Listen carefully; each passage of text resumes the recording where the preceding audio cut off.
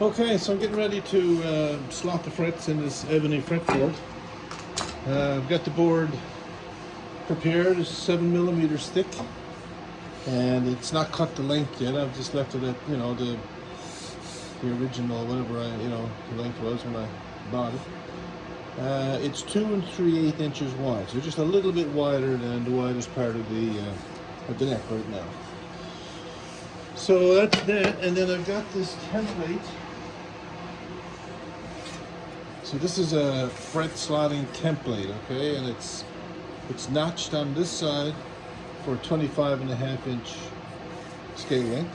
So that would be for Telecaster or Stratocaster, and it's notched over here at 25 inches scale length for Gibson, like for Les Paul.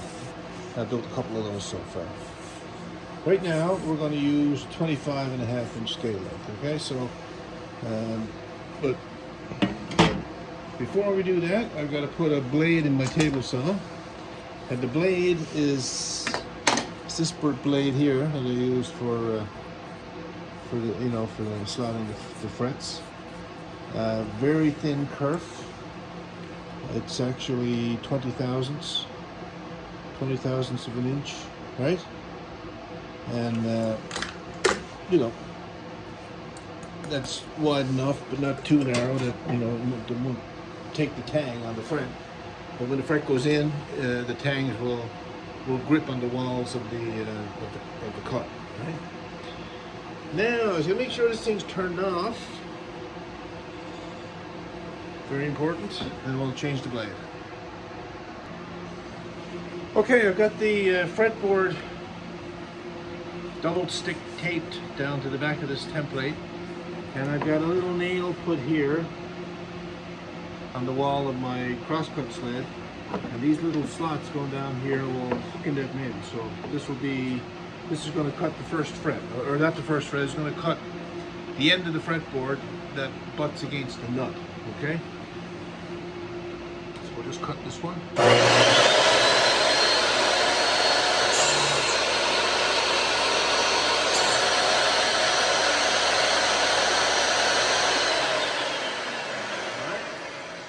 That's going to be the end of the fretboard.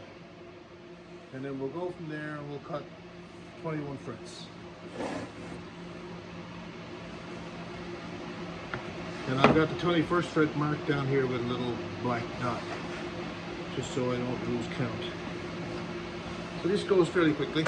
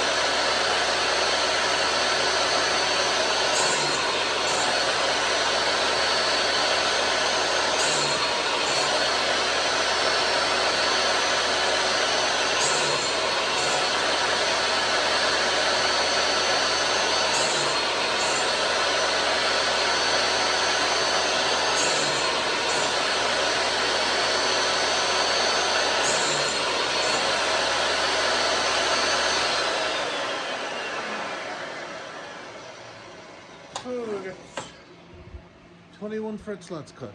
All right, there we go. Right.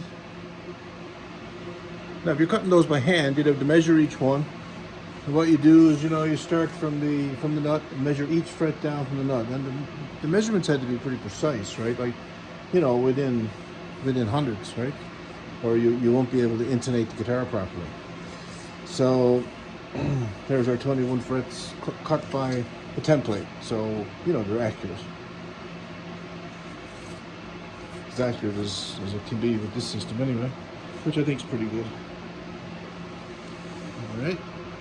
So next thing now is to secure the fretboard down to the bench, right?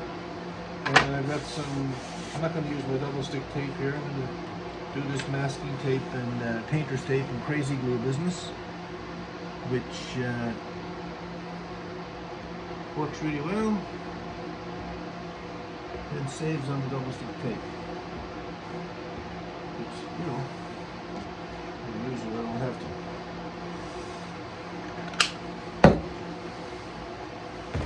And a little bit of accelerator on this. There we go.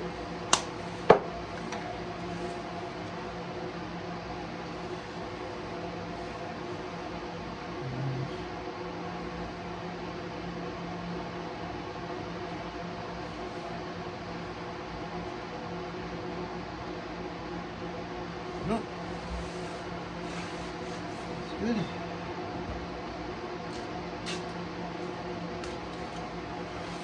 Accelerator really speeds up the cure time on the cyanoacrylate crazy glue. I call it cyanoacrylate, because if you call it crazy glue, that sounds like something you use on toys, right? So, and cyanoacrylate, it's the same stuff, just sounds a little more serious. And there you go. That's secure. That accelerator makes a huge difference.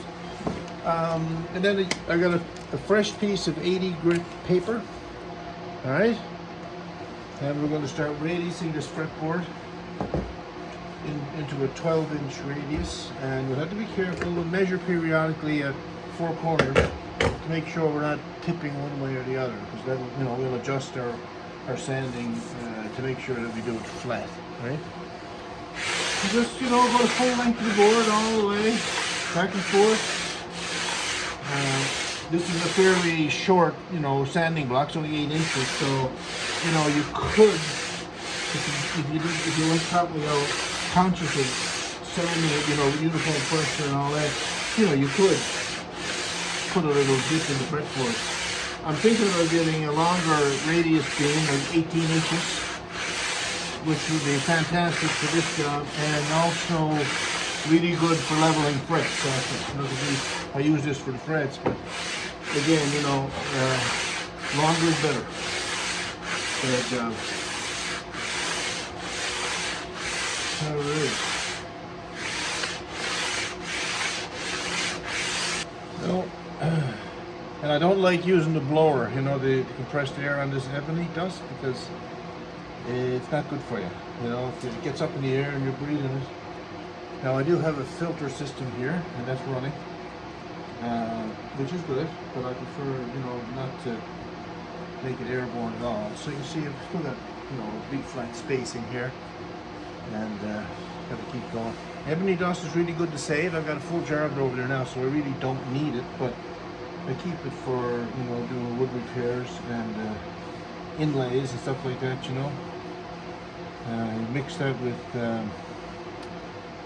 epoxy when you're doing inlays, and it fills up all the spaces, and you never know that there was any space there. It makes the inlay look really tight when it's installed. But it's very nice stuff to keep.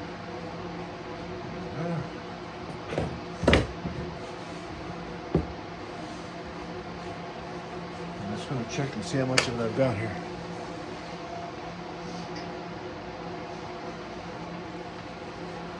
Yeah, I've got a full jar of it, pretty much, right?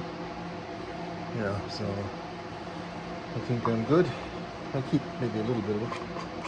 There's a couple of ways to know that you're getting down to depth that you need. One is to watch the center here, right? Because this will reflect light, brighter, so you'll see the flat surface. And the other thing, and the other way is to look at your sandpaper. So you can tell, you know, we're not down to the middle here. And you don't want to go too much beyond where you need to go. As soon as you hit the middle, you want to stop, because you don't want to change the thickness of the fretboard too much, because that'll change the overall thickness of your neck after it's glued on, right? So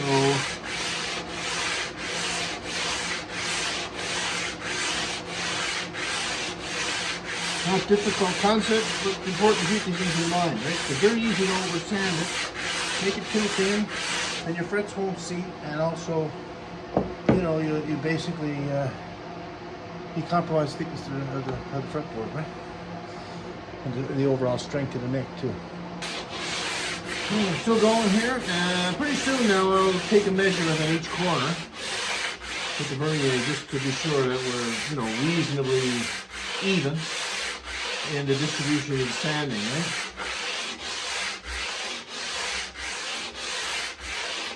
Because if we keep the fretboard flat as possible, less work later on when you're trying to level the frets, right? Once the frets are installed, if the fretboard is flat in this part of it, you know, they'll be closer to the height that they need to be, and you know, need less fret dressing. Alright, and now I get the vernier, and we'll just take a little measurement on each corner here.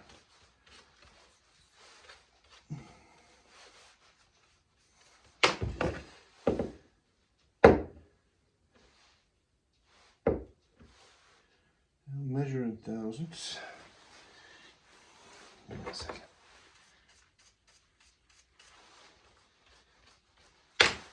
All right.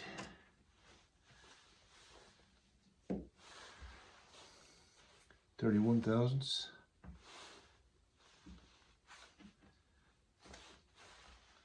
33 thousandths.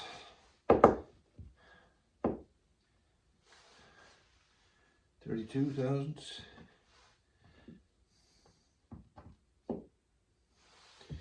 33 thousandths. So we're pretty good. So we just measured again. I've got, you know, 31.7, 31.6, 32 I think it is, and 33.1. So this corner here is not getting the same pressure. That makes sense because I'm sanding this way, so I'm probably putting pressure over on that, you know, corner unknowingly. So now I want to consciously put pressure a little bit more on this corner here, just so it's cut down, you know, more uniformly.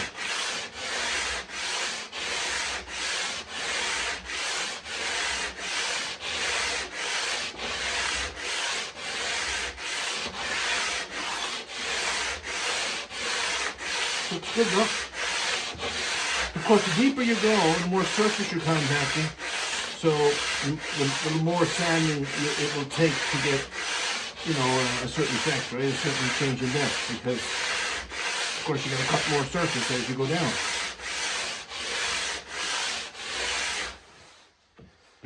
And you can see now we're closing in on the center here a bit more and more all the time. There you go. And the other thing is, when you get close to the center, I change papers, right? So I'll go from 80 grit to maybe 120. Sand down with the 120, and then finish it off with 220. Sand the fretboard at 220, basically. You can go to 320 if you want. Polish it right up. But we'll see what 220 looks like. That's usually good enough, actually. And we'll try some measurements again. See where we're at.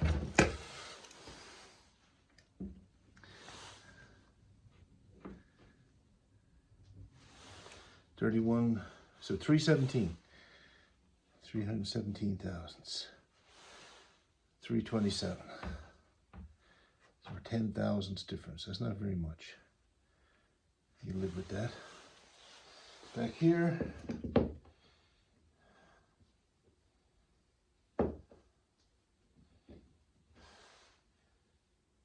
$326.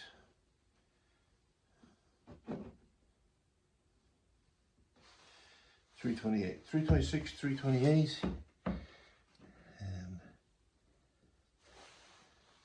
3, let's see, 15, 330. So we still do a little bit more on this corner.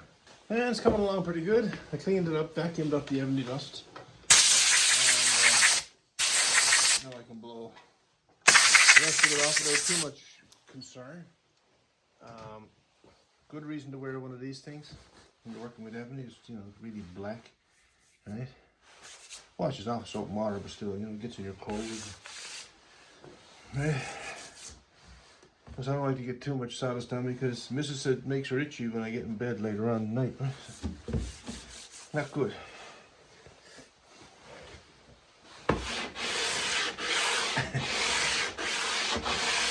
Alright, so just keep going there.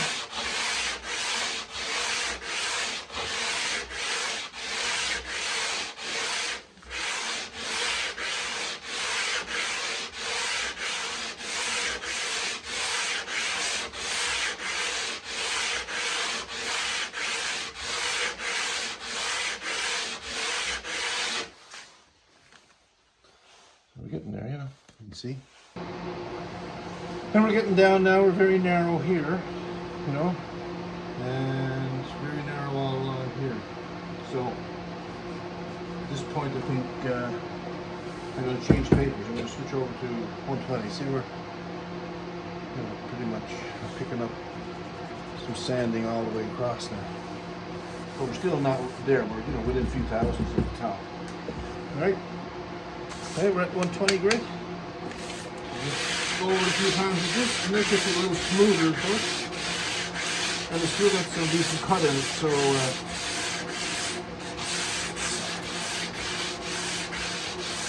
can feel the difference in smoothness of it, you know, just by moving it back and forth there.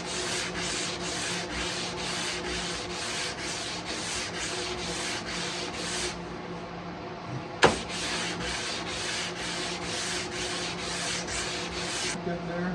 Very close with measurements too. I think 308, 309 here, thousandths. And up here I'm like 312, something like that. So I'm within a few thousandths. So it's, yeah, it's really good. Don't get much closer than that. And I'm still using 120. Now just to give you an idea of the time involved, I came out here about 5:30, I think it was. Maybe a little before that, maybe a quarter after 5. Did my fret slotting, and now I'm doing the radiusing, and it is 6:15. So quarter, yeah, so it's only been an hour. Right? So it's not that bad. And here's the 220 paper for final sanding. I think we're doing pretty good here.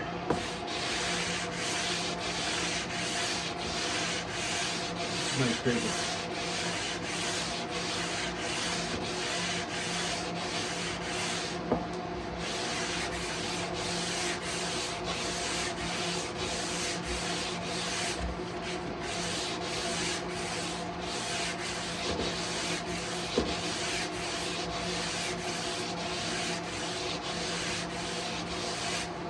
Almost finished. I got one little spot here in the center that I have to sand out. Once that's gone, I'm done. And I'll just take a few strokes here, I think.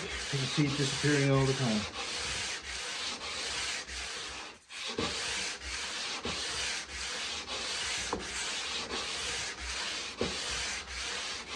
Kind of boring watching someone sand, maybe. Anyway.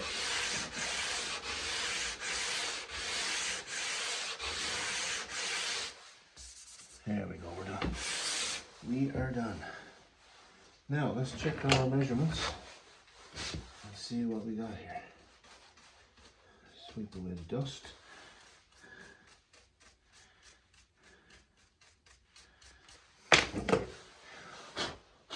Okay.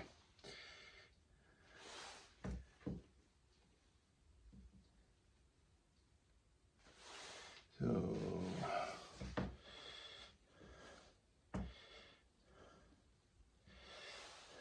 $295. 295, 293, 297, 296. Well, that's not bad. 293 to 297. So, you know, it's within 4 thousandths, right? So that's excellent. And there's our radius fretboard and our glue down system. Simple as that, you know. Did the job. Okay, so this is where the nut is up here, so I have to cut this off now. So that's our overall neck thickness. That's just how it's going to be. All right, like that. Now let's just check the thickness and see how close we are to the target that we were after here.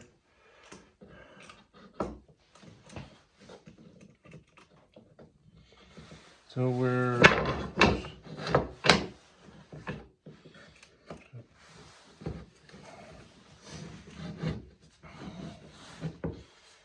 0.86 here. Hold it. 0.88 here. And 0.91 there. So that's great. You know, we'll, you know, we just got 0.86 I said, yeah. So we got 30 thousandths to take off up here to get to 0.83, and we're 91 here. We've got 40 thousandths to take off. So 30 thousandths here, 40 thousandths here, 40 thousandths or so here, and then that'll give the dimensions that we want for the neck when this is glued on, right? And that's it. So now we'll cut this off here, and the next job, maybe taper the fretboard. So actually, you know, find the center of the fretboard, put it on here, line it up at the center here, mark it out with the pencil and cut it with the bandsaw, right?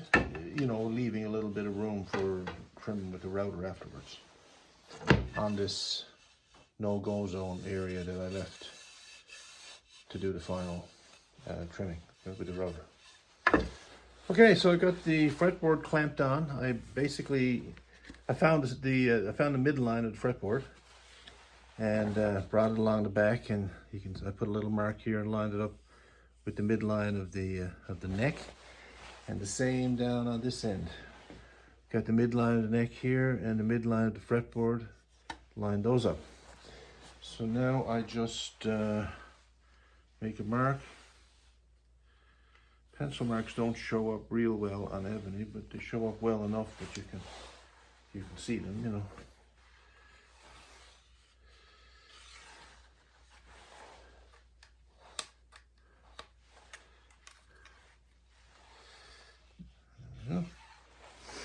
Okay.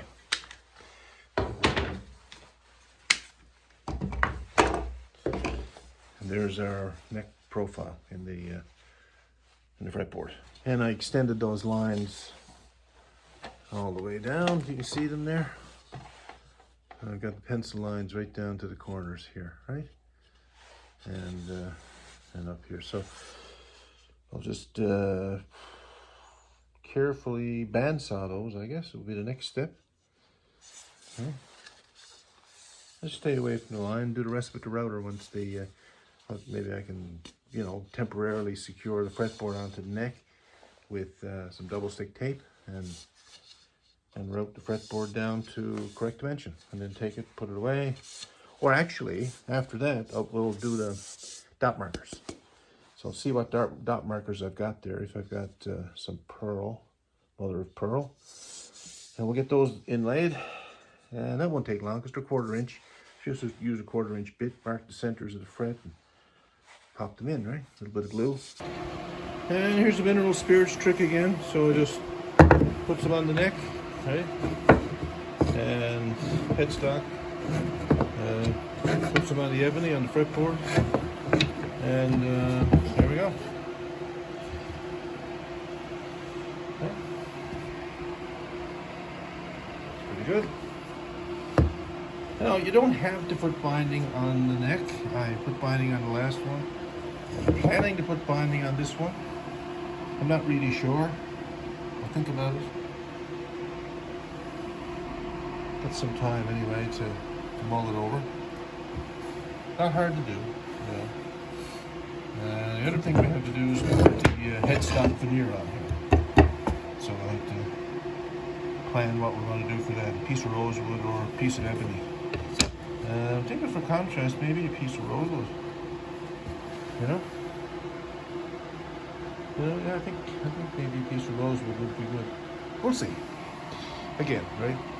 Look how dark that fretboard is. It's just beautiful.